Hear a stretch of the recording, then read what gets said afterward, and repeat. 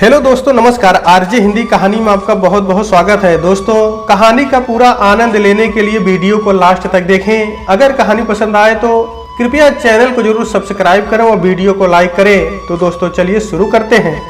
विनय को गुजरे पूरा 1 साल हो गया। इतने समय से आभा विनय की यादों के सहारे जी रही थी। बेटा बहू हर बार साथ चलने की जिद करते, पर आभा का मन यादों के जाल में ऐसा उलझा था कि कब सुबह से रात होती पता ही नहीं चलता। इस घर को कैसे छोड़कर जाए आभा। घर का हर कोना हर पल उसे विनय की मौजूदगी का एहसास कराता। विनय रिटायरमेंट के बाद हमेशा अपनी मनमानी करते।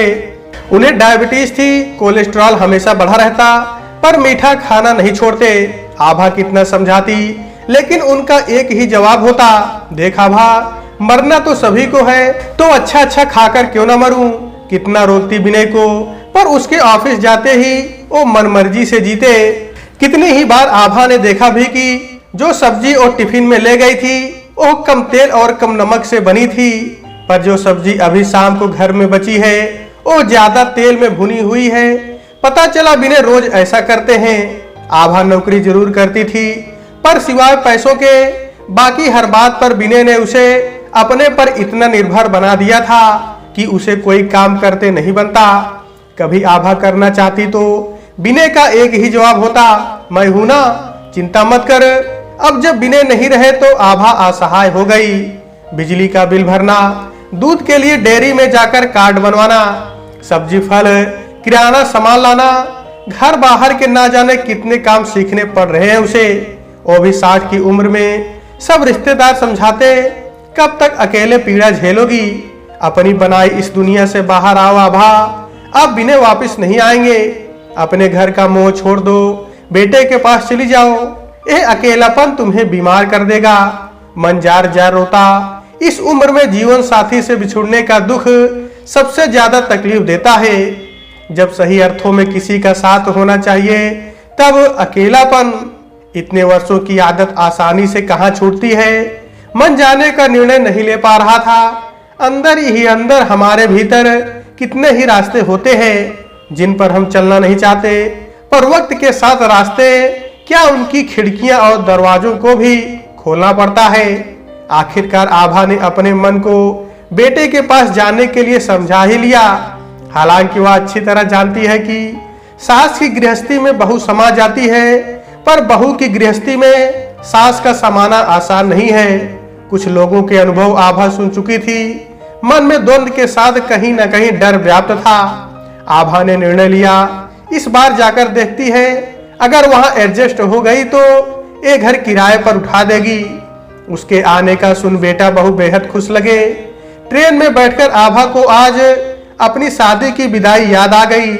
जब वो नन्हे पेड़ की भांति थी, तभी उसे जड़ से उखाड़ दूसरी जगह रोपा गया था। आज जब जड़ें जम चुकी हैं, तब इस भरे पूरे वृक्ष को उखाड़ कहीं और रोपना क्या संभव है, सोचकर आभा का मन क्रंदन करने लगा। बेटे ने एक कमरा उन्हें अलग से दिया। अपनी तरफ से बेटे बहू ने उन्हें उस माहौल में एकसार करने की कोशिश की। आभा ने भी अपने मन को समझा लिया, सबको अपना सोचा कहाँ मिलता है, जो मिल रहा यह भी तो कम नहीं। समय के साथ साथ आभा भी उनके घर में घुल मिल गई। घर के कुछ काम आभा ने अपने जिम्मे जबरदस्ती ले लिए, नहीं तो दिन भर क्या करेगी। अपने घर में सुबह जब भी नींद खुलती, आभा तुरंत चाय बनाकर पी लेती थी। यहाँ जल्दी उठकर चाय बनाने की आवाज सुन पहले पहल बहू उठ जाती थी। समझाने पर बहू ने उठना बंद किया।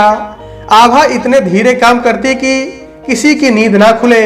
अपने लिए किसी को परेशान करना आभा को पसंद नहीं आता। दिन भर कमरे में अकेले बैठ देख एक दिन बेटे ने सुझाव दिया, मम्मी यही पास में पार्क है, आप सुबह सैर को चली जाया करो, आपकी सेहत भी ठीक रहेगी। बहू ने भी बेटे की बात का समर्थन किया। आभा का पार्क जाने का सिलसिला शुरू हो गया।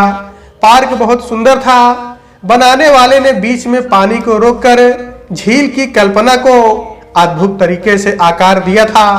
एक तरफ हरी घास का मैदान था, दूसरी तरफ जॉगिंग करने वालों के लिए जगह थी। चारों तरफ बेहद खूबसूरत रंग बिरंगे फूल और बड़े बड़े अशोक के पेड़ थे। जिधर भी देखो वही हिस्सा बेहद खूबसूरत लगता। एक ग्रुप योगा करता तो दूसरी तरफ लाफ्टर क्लब वाले जमा हो नकली हंसी हंसने की प्रैक्टिस करते। उन लोगों ने आभा को बैठे देख अपने ग्रुप में साधिकार ले लिया। कुछ दिन तो आभा को अजीब लगा, फिर सच में हंसी आने लगी। यहाँ एक दो लोगों से आभा की अब बातचीत भी होने लगी। शाम की रसोई आभा ने संभाल ली ताकि बेटा बहू जब बाहर जाना चाहे तो निश्चिंत होकर जाए। आभा के साथी शाम को भी पार्क में मिलते। सब्जी बनाकर आभा पार्क आ जाती, फिर वापस लौटकर रोटियां बना देती। जिंदगी ने एक ढर्रा पकड़ लिया था। एक घेरे के अंदर गोल गोल घूमती साइकिल के पहियों की तरह आभा की जिंदगी दौड़ रही थी। देखते देखते 4 महीने निकल गए। कभी आभा को अपना घर बेहद याद आता। जो खुशी वहां थी वो यहाँ नहीं, पर मन को सुकून था कि बेटे के साथ है। तभी एक दिन शाम को जब आभा पार्क की बेंच पर बैठी विनय की याद में खोई हुई थी, तभी किसी की आवाज ने आभा को चौंका दिया। क्या मैं यहाँ बैठ सकता हूँ? और बगैर उसके उत्तर की प्रतीक्षा किए वह बैठ गए। अपने नाम और परिचय के साथ उन्होंने ऐसे बतियाना शुरू किया जैसे ओह यानी अनंत बरसों से आभा को जानते हो। 2 बेटे हैं जो विदेश में रहते हैं। पत्नी 5 साल पहले ही गुजर गई थी। बड़े से बंगले में अकेले रहते हैं जो यहाँ से 2 किलोमीटर दूर है। ज्यादातर वो पैदल आते हैं, कभी कभी अपनी कार से। वर्षों पुराना नौकर सपरिवार उन्हीं के घर में रहता है।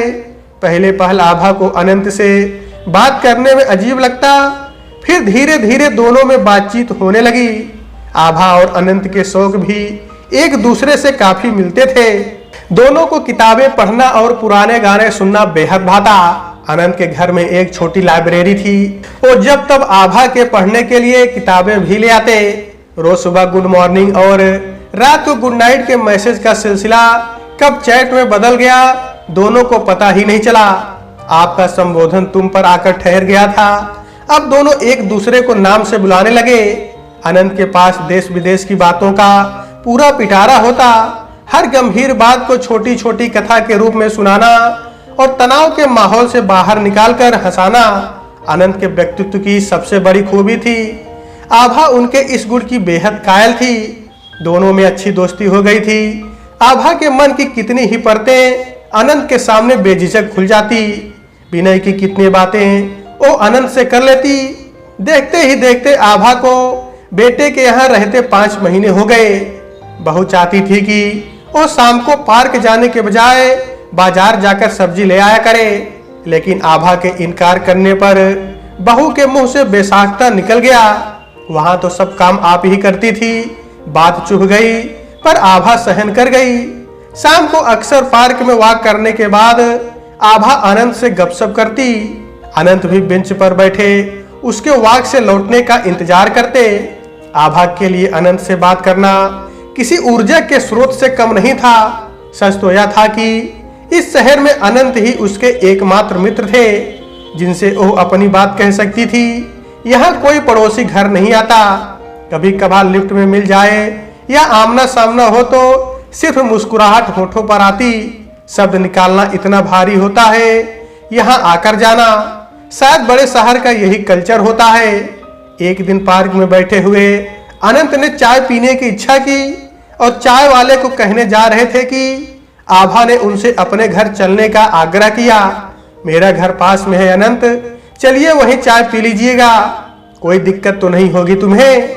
अनंत ने हाँ कहने के बजाय आभा से प्रश्न किया। नहीं, इसमें दिक्कत कैसी? आभा का जवाब सुन अनंत चलने को राजी हुए। आभा ने चाय बनाकर अनंत को दी। बहू से उन्हें मिलवाया भी। ये मेरे पार्क के मित्र अनंत हैं। कुछ दिनों बाद बहू की बहन 2-3 दिनों के लिए उनके यहाँ आई।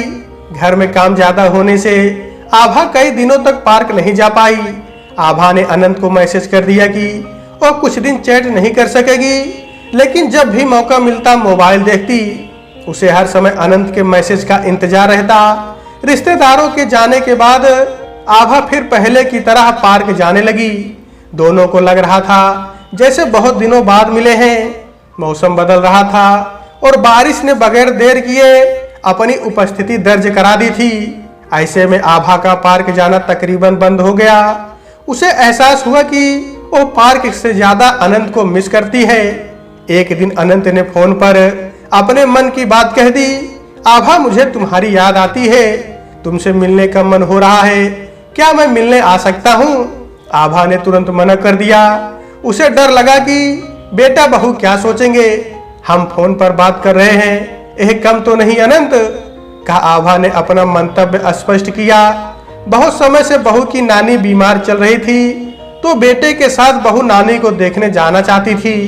आभा ने सहज से अपनी सहमति दे दी और समझाया कि 2 दिन मैं अकेले रह लूंगी, तुम दोनों निश्चिंत होकर जाओ। उसी रात उसे उल्टी और बेहद पेट दर्द शुरू हुआ। जो दवाइयां आभा के पास थी उसे लेने के बाद भी आराम नहीं हुआ। पूरी रात बेचैनी में कटी, बहुत कमजोरी भी थी। किसी तरह सुबह अनंत को फोन किया। थोड़ी देर बाद अनंत डॉक्टर को लेकर आ गए, लिखी हुई दवाइयां लाकर दी और इंजेक्शन लगाने वाले को भी घर लेकर आए। इंजेक्शन का असर था कि थोड़ी देर में आभा की आंख लग गई। जब आंख खुली तब 3 घंटे हो चुके थे। देखा तो अनंत अभी भी बैठे हैं। अनंत ने चाय बनाकर आभा को पिलाई। आभा ने बेटे को फोन कर आने का समय पूछा। अनंत तुम घर जाओ, अब मैं ठीक हूँ। नहीं आभा, जब तक तुम्हारा बेटा नहीं लौटता मैं ऐसी हालत में तुम्हें अकेला नहीं छोड़ सकता। जैसे ही बेटा बहू घर आए, अनंत ने बेटे को आभा की हालत बता अपने रुके रहने का कारण स्पष्ट किया। शायद बेटे के चेहरे के भाव को अनंत ने पढ़ लिया था। हालांकि आभा को बुरा लगा कि बेटे बहू ने अनंत को चाय तक के लिए नहीं पूछा, ना ही अनंत को धन्यवाद कहा। आभा ने ऐसे संस्कार तो नहीं दिए थे अपने बेटे को, लेकिन यह क्या, उल्टे आभा को बेटे की रोष भरी आवाज सुनाई दी।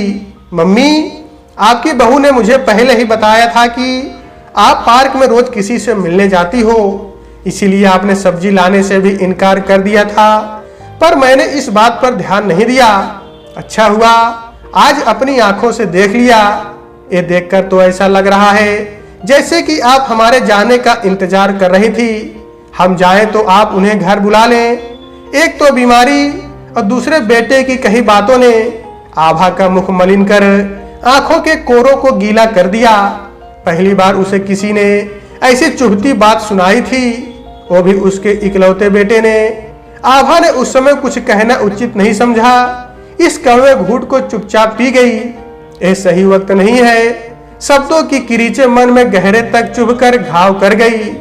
बिना कुछ कहे आभा ने डॉक्टर का पर्चा और दवाइयां बेटे की तरफ बढ़ा दी। सब देख बेटे का जवाब था, जो भी हो मम्मी, आपको हमें फोन करना चाहिए था बजाय उनके। आप अकेले घर में किसी गैर आदमी को कैसे बुला सकती हैं? सबसे पहले बेटा, अनंत गैर आदमी नहीं, मेरे मित्र हैं। बहू ने तुम्हें यह नहीं बताया? जब अनंत पहली बार आए थे इस घर में तो मैंने बहू को यही परिचय दिया था उनका, ये मेरे मित्र हैं। मेरी हालत खराब थी, तुम्हें फोन करके बुलाती तो तुम्हें आने में 3 घंटे लगते, इसीलिए उन्हें बुलाया। बेटा चुप हो गया। आभा ने मन ही मन निर्णय लिया, बेटे के घर एडजस्ट होने की पूरी कोशिश करेगी। अगर बेटा नहीं चाहता है तो वो अनंत से नहीं मिलेगी। आभा ने शाम को पार्क जाना बंद कर दिया और सुबह की सैर का समय भी बदल लिया।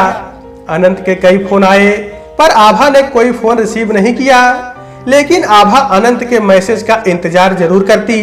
बहुत अकेली पड़ गई थी आभा। इतने बंधन तो विनय ने भी कभी नहीं लगाए उस पर। आभा बेटे के यहाँ अकेलेपन की पीड़ा से उबरने आई थी, पर यहाँ बेटे ने उन्हें बेहद अकेला और असहाय बना दिया था। अंदर का घाव कभी कभी टीसने लगता था। अचानक एक रविवार अनंत घर आ गए। क्या बात है आभा, आजकल पार्क नहीं आती हो, मेरा फोन नहीं उठाती हो? मुझे लगा कि तुम्हारी तबीयत तो फिर खराब नहीं हो गई, सोचकर देखने आ गया। उस दिन बेटा घर पर था। अनंत को देखते ही उसका दिमाग खराब हो गया और क्रोध में अनंत को उसने घर से जाने को कह दिया। मम्मी, क्या पापा के जाने का कोई दुख नहीं आपको? इतनी जल्दी आप उन्हें भूल गई? बेटा, तुम्हारे पापा के साथ मैंने 38 साल बिताए हैं। साल 2 साल क्या, मैं अपनी आखिरी सांस तक उन्हें नहीं भूल पाऊंगी। इस उम्र में जीवन साथी के बिछड़ने की पीड़ा तुम क्या जानो? तुम्हारे पास तुम्हारी पत्नी है, उसके बिना अपनी जिंदगी की कल्पना कर देखो, तब तुम्हें एहसास होगा कि इंसान को हर उम्र में एक साथी की जरूरत होती है जो उसका ख्याल रखे, उसके सुख दुख में उसका साथ दे, चाहे वो किसी भी रूप में हो, पति हो या मित्र। बेटा, मेरी नौकरी के समय मेरे कई पुरुष मित्र थे, तेरे पापा ने कभी ऐतराज नहीं किया। मैं पापा नहीं हूँ मम्मी, तुम्हारी माँ होने के साथ साथ मैं एक इंसान भी हूँ। अगर आज विनय नहीं है तो क्या मुझे मित्रता करने के लिए महिला और पुरुष में भेद करना पड़ेगा? मेरे मित्र का चुनाव भी अब तुम करोगे। विनय के जाने के बाद मैं कितनी तन्हा हो गई हूँ। तुमने कभी अपनी मम्मी की इस पीड़ा को महसूस किया? एक साथी की इच्छा रखना इतना बुरा है? इस उम्र में भी मेरी जिंदगी मेरी अपनी नहीं। अपने जीवन का एक साधारण सा फैसला भी अब मुझे बेटे से पूछकर लेना पड़ेगा। अपमान और अकेलेपन की सजा भुगतने मैं यहाँ नहीं आई हूँ। मेरे चुप रहने का यह मतलब कतई नहीं कि तुम्हारा हर फैसला सही है। मैं घर में कोई क्लेश नहीं चाहती थी, बस मेरी कोई व्यवस्था नहीं बेटा जिसके लिए मुझे अपने मान सम्मान को ताक पर रख जीना पड़े। आभा के अंदर का दबा धधकता लावा आज बह निकला। बेटा निरुत्तर हो गया। जो भी हो मम्मी, मेरे घर में रहना है तो मेरे हिसाब से चलना होगा। बेटा फैसला सुना अपने कमरे में चला गया। एक पुरुष का वर्चस्व दूसरा पुरुष अपने आप हासिल कर लेता है। पहले पिता, भाई, फिर पति और अब पुत्र। घर का माहौल बोझिल होने लगा। घर की हवा में चुप्पी घुलकर फैल रही थी। बहू उन्हें ऐसे देखती मानो आभा ने कोई गंभीर अपराध कर दिया हो। बिना गलती किए उन्हें उनके अपने बेटे ने कटघरे में खड़ा कर दिया था, वो भी बहू के सामने।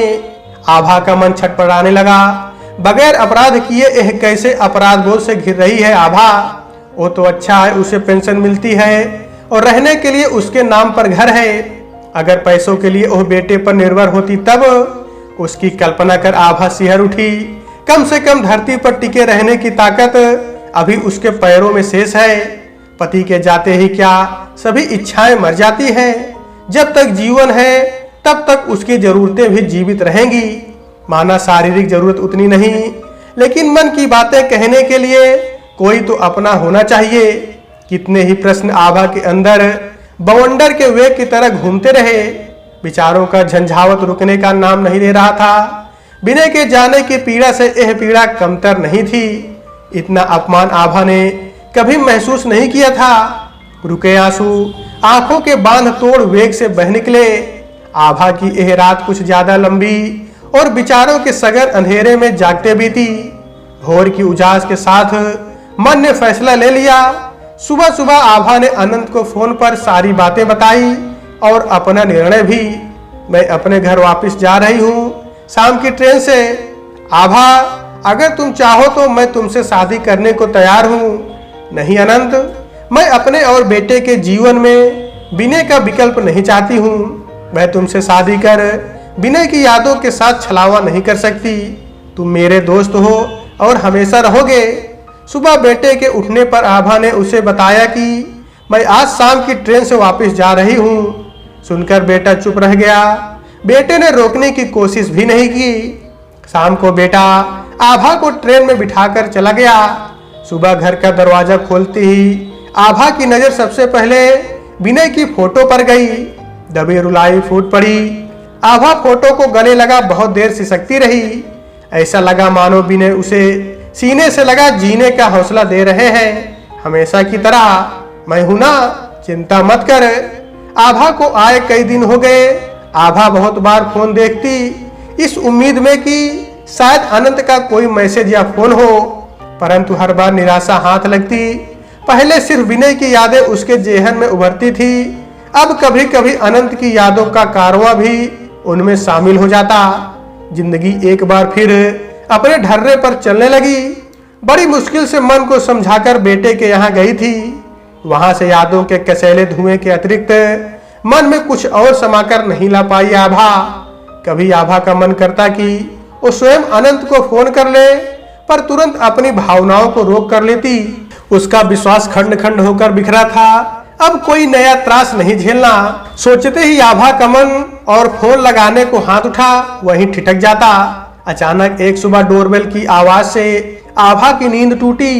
दरवाजा खोलते ही सामने अनंत को देख आभा आश्चर्यचकित रह गई। अनंत तुम? मैं तुमसे कुछ कहने आया हूँ आभा, जो मैं फोन पर नहीं कह सकता था। मैंने भी जीवन साथी से बिछुड़ने का दर्द सहा है। अब एक मित्र को मैं नहीं खोना चाहता। मैं विनय का विकल्प नहीं, तुम्हारे जीवन में साथी बनकर रहना चाहता हूँ। बोलो आभा, क्या हम आजीवन अच्छे मित्र की तरह साथ नहीं रह सकते? कहकर अनंत ने अपना हाथ आभा की ओर बढ़ा दिया। तो दोस्तों, आज की वीडियो में बस इतना ही। कहानी आपको कैसी लगी कमेंट बॉक्स में जरूर बताइएगा। अगर कहानी पसंद आई है तो कृपया चैनल को जरूर सब्सक्राइब करें और वीडियो को लाइक करें। तो दोस्तों, आपसे फिर मिलते हैं अगले वीडियो में। तब तक के लिए नमस्कार।